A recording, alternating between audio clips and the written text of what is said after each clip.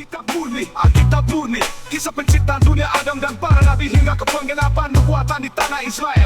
Yesus Kristus dilahirkan sebagai penebus semua manusia yang berdosa. Ia disalibkan dan bangkit pada hari ketiga, naik ke surga dan akan datang kembali. Itu ajaran Alkitab. Oke, halo semua. Pernah kepikiran gak sih soal nama Isa Al-Masih dan Yesus Kristus? Nah, pertanyaan yang sering banget jadi perdebatan ini sebetulnya terpicu dari komentar salah satu dari kalian yang menarik banget. Hari ini kita bakal kupas tuntas ya. Nah, ini dia nih komentarnya. Ini bener-bener nunjukin kalau di luar sana tuh masih banyak kebingungan ya kan. Ada yang langsung mikir, wah tunggu dulu. Kalau pakai nama Isa Al-Masih, emangnya artinya jadi beda ya? Apa jangan-jangan jadi pindah keyakinan? Yuk kita cari tahu bareng-bareng. Inilah pertanyaan utamanya yang akan kita bongkar. Ini tuh cuma soal beda penyebutan nama aja atau jangan-jangan emang merujuk kedua sosok yang berbeda secara mendasar? Jawabannya mungkin lebih rumit dan seru dari yang kalian bayangin. Jawabannya itu sebuah paradoks. Ya sekaligus tidak. Aneh ya? Gimana tuh maksudnya? Kok bisa iya, bisa juga enggak? Nah, tapi ini justru kuncinya buat ngerti gambaran besarnya. Yuk kita bedah satu persatu. Jadi gini, gimana ceritanya jawabannya bisa ya dan tidak? Sisi ya-nya itu kalau kita lihat dari akarnya, dari asal-usul bahasanya. Sementara itu, sisi tidaknya muncul kalau kita lihat dari ceritanya, narasi tentang sosok ini di kitab suci yang berbeda. Kita mulai dari yang ya dulu ya.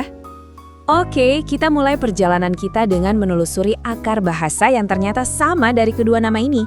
Siap? Coba deh kita lihat alurnya. Semua ini berawal dari satu nama dalam bahasa Aram, yaitu Yishu. Nah, dari sini jalurnya pecah jadi dua.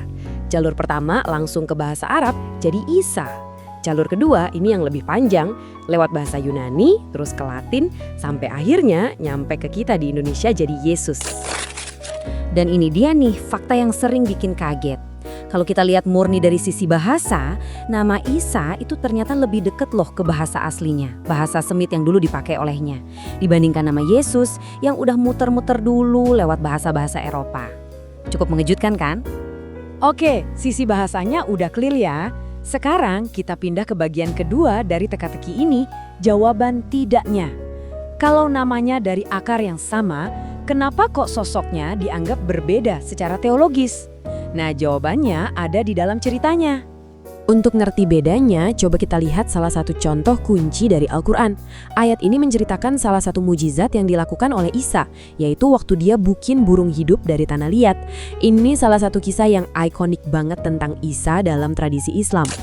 Nah, di sini nih letak perbedaan besarnya. Kalau kalian buka 4 Injil yang ada di Alkitab, Matius, Markus, Lukas, dan Yohanes, kalian gak akan nemuin cerita ini. Sama sekali. Ini nunjukin kalau sumber ceritanya itu memang beda dari awal. Terus kalau gitu ceritanya datang dari mana dong? Ternyata kisah-kisah kayak gini itu ada, tapi di dalam tulisan-tulisan Kristen lain yang nggak masuk ke dalam Alkitab resmi. Teks-teks ini disebutnya apokrifa. Dan ini bukan satu-satunya contoh loh. Beberapa cerita lain di Al-Quran tentang Isa juga ternyata lebih mirip sama teks-teks apokrifa ini, bukan sama Injil yang resmi. Jadi kalau kita jejerin begini, perbedaannya jadi kelihatan jelas banget kan? Sumber utama mereka beda. Narasi paling penting soal akhir hidupnya, yang satu disalib dan bangkit, yang satu diangkat ke surga itu beda total. Dan pengaruh ceritanya juga datang dari tempat yang berlainan. Oke, kita udah lihat dari sisi bahasa, udah lihat juga dari sisi cerita. Sekarang yuk kita tarik benang merahnya buat dapat kesimpulan akhirnya. Jadi kesimpulannya begini. Pertama, secara bahasa, Isa dan Yesus itu akarnya sama dari Isho. Jadi kalau cuma merujuk ke sosok historisnya, ya dua-duanya bisa dipakai. Tapi yang kedua, secara teologis, cerita tentang Isa di Al-Quran dan cerita Yesus di Alkitab itu beda. Kenapa? Karena sumber narasinya juga beda. Jadi wajar banget kalau kita membedakan antara asal-usul namanya dengan persona yang diceritakan di masing-masing kita.